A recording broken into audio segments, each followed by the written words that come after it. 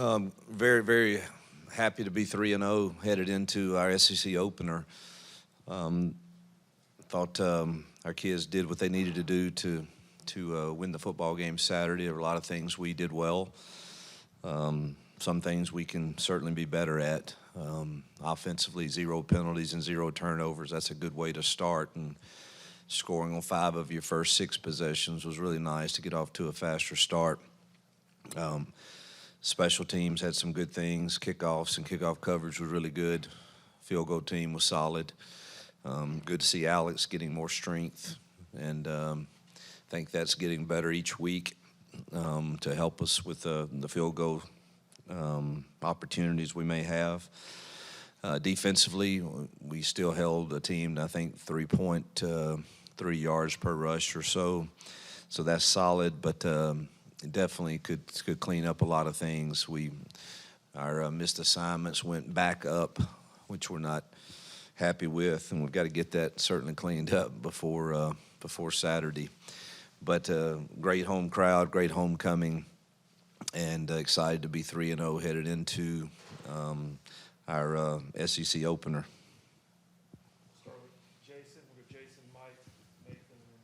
Hugh, obviously, Brent Venable's defense, when you watch those guys, what stands out to you about the way they play on that side of the ball? Yeah, I mean, they've only given up 1 touchdown this year, and they're not they're very stingy, very physical. Obviously, last year had good experience against them, and he does a great job, and he's got great players. And this is when I watch the tape, I'm looking to me at a team that should be in the playoff discussions. They're that talented and that good, and it looks like just you're watching around. I think our league is very, very deep, and I think we're playing one of the better teams in it this Saturday, and that's probably going to be the case for the next few Saturdays. And that's why you come to Auburn. That's why you coach. That's why you play here. And, that defense is one of the more talented ones I've seen. Coach, you've got 3 full games worth of tape on Jackson Arnold now here at Auburn. What's your assessment of his game headed into Oklahoma, and what things are you hammering down with your quarterback? Yeah, he's been very solid. He had, the first game obviously was what it was, and he did what he needed to do for our team. Second game, he completed 80% of his passes or so. That's pretty good. He's taking care of the ball. Last week, his passing stats weren't great, but some of that was some drops too that we had. But I thought his decision making was really good. And number one, again, it starts with how do you judge a quarterback, and that is wins and losses and the turnover battle. And I think he's done those extremely well, and he leads our team well with he's got this competitive spirit about him, and it's going to be needed in the upcoming games for sure. But I think he's in a good spot, and obviously we haven't been tested like we're getting ready to be tested, so we'll see how we perform against some of the best teams in the nation the next few weeks, starting Saturday. A couple days after Saturday now, those injured guys that you went down the list of, anything severe, or do you expect all of them to make good progress this week? I expect them to make good progress. If I had to say today, I would think the biggest concern would be Amaris. Damari, obviously, again, you haven't let him go live yet, but I would be shocked if he doesn't give it a go. And so I think everybody else will try. I think that's the biggest concern I'd had today would be Amaris. Yeah, question here. There's been some hand-wringing in certain circles about you guys not throwing the ball deep enough, not trying to throw the ball deep enough. What do you think about that? Are you satisfied with how often Jackson's throwing the ball deep? Oh, I'd like to throw it deep more. I would. I think those deep passes that are completed are really good. The ones that are incompleted are not so good. But I think we've got the threats to throw it deep, and hopefully we can be a little more aggressive maybe and more consistent in throwing it down the field. Hugh, through 3 games, Keyron's leading the team in tackles and sacks. Where have you seen him develop most as a guy who got a late start to football? Yeah, I think his off season, obviously Vontrell and Rock have done a good job coaching him on techniques and things, but I think the biggest credit probably goes to the time he spent with our strength staff, gaining more flexibility, more strength, more size, and I think that is translated into him playing better football. You talked after the ball game about playing so many freshmen. I think it was 13 or so that were playing. Who are some of the guys that are really pushing for even more playing time now among those guys? Well, I say Newboy and Winters both are pushing, and I don't know if pushing is the right word or proving that they deserve some time in our rotation back there, and the linebackers are playing, so it's not like they're having to push. I mean, those young guys are playing. You know, X, Diaz, Melendez, they're playing. So we're young in the middle of that defense, and it's really going to be tested in the next few weeks. It'll be a good test for us to see where we are with those young guys. But Woodby is another one that's pushing to get some time at nickel. So playing a lot of kids there. I think I saw a stat somewhere where we played 20 freshmen or redshirt freshmen in the first 3 games, and that's good and bad. I think it speaks well for the recruiting we've done. Also, they need some time to develop. And so I'm always trying to give them some leeway for people to be patient with them and us be patient with them and as they develop, because they're going to be really good players.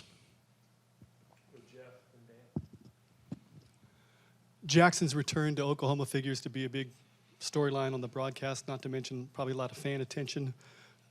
In situations like that, when you're coaching guys facing former teams, especially this high profile, how do you approach that? Well, the good thing is I've had personal experience with that. I've had to go back in a place where that I enjoyed coaching and won some games, and had to go back in there and take another team in and play. And that whole week, it was a challenge for me not to think about some of that. I know the same will be true for Jackson, but he's very mature, and he does not he doesn't give any credit to any noise or talk. I mean, he's a pro.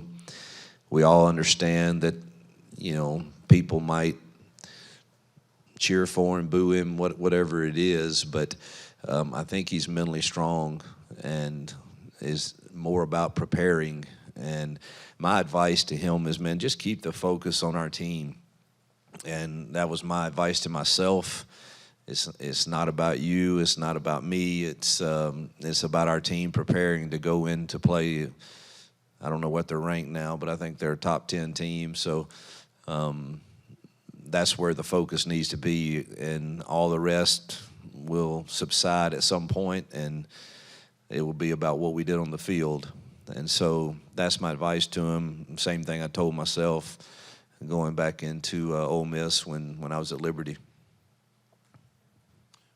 Coach, wanted to ask about Eric Singleton Jr. Just what have you seen through the first couple games of his Auburn career? What does he bring to the table? Very solid contributor. He is what we knew he was. He's good in the pass game, good in the run game, very high football IQ, runs great routes. And so we're thrilled we have him. I think he's produced very nicely, and going to need him to play big in these next few games.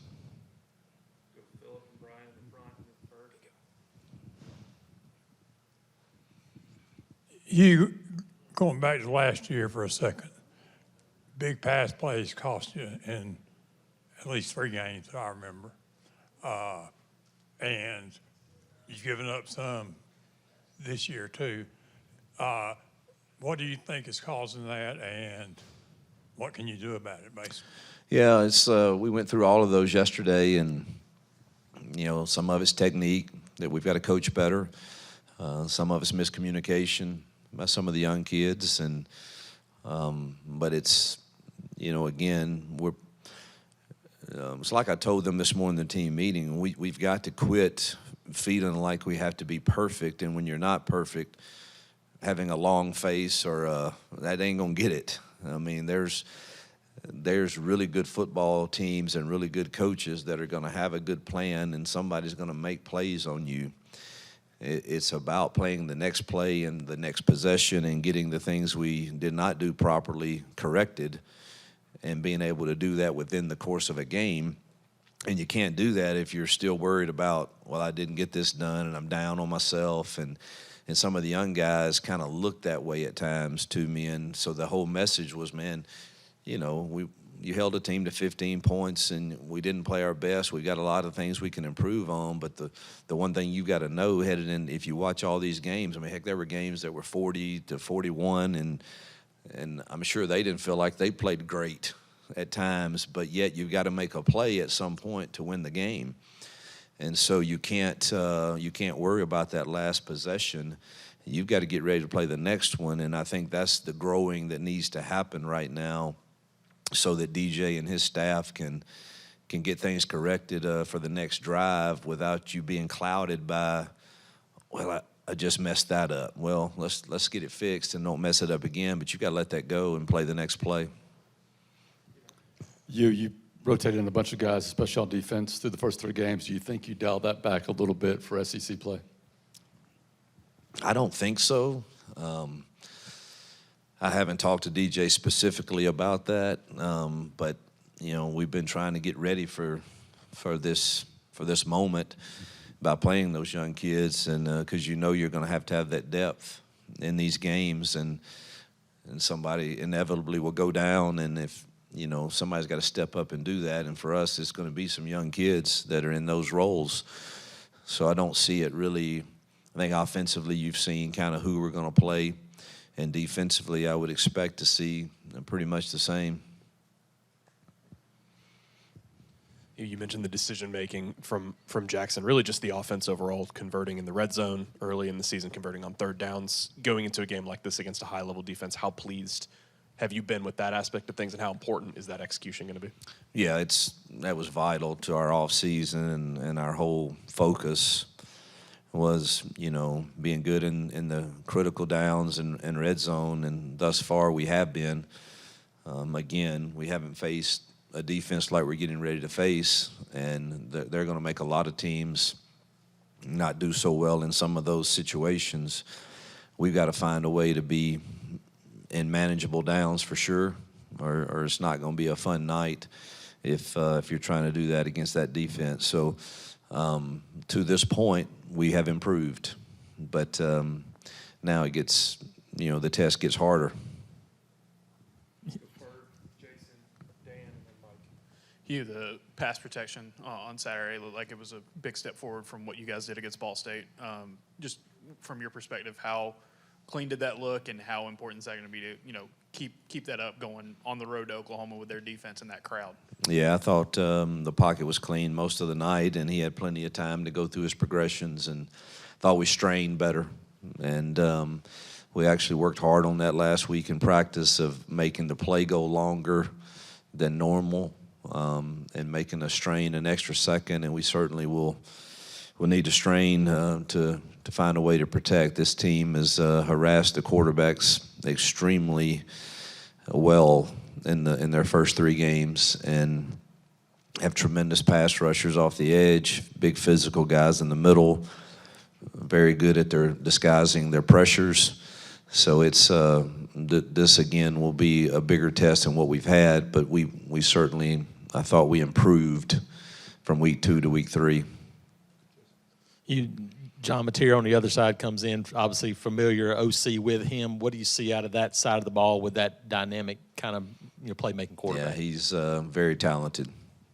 Runner, thrower, competitor. You can tell that team follows him, and he's their go-to guy in critical downs for whatever they need, and he's got the ability to do it, and he has good skill around him. Those receivers and tight end are very talented with a really good O-line, solid running backs also. again, you watch the tape, you think this team is one of the special ones, and he's a large reason. Coach, you mentioned earlier Amaris could be a question going into Oklahoma. What would be the plan without him? Who could be in line for more playing time? Well, we've been rotating guys that are good. Probably Jared Smith would be the first one that would pop off my head as a guy. You know, we're going to play Chris, and we're going to play Keyron, we're going to play Keldrick, and probably Jared would be the next guy up. We can move Z out if we need to, but probably Jared Smith. Coach, can you talk about the chess match of having a starting quarterback who was the starting quarterback at Oklahoma last year, and what kind of things do you lean on Jackson to maybe give you guys an edge, some intel? Like, how much can you trust to lean on? Yeah, we haven't really talked about that. We've talked about the stadium atmosphere and things of that nature because I've never been there, and I assume that it's going to be like an SEC stadium, and he confirmed that, and how tight the benches are, he says. I don't know a lot about that, but apparently it's really, really tight.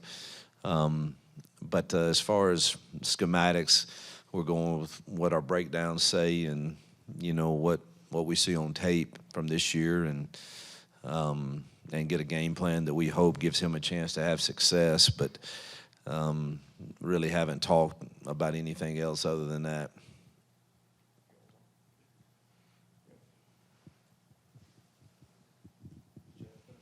Yeah, question about Alex. Is he at a situation now where you think he's getting better every single week and getting 5 or 10% stronger, where he's going to be ready to go in October, maybe?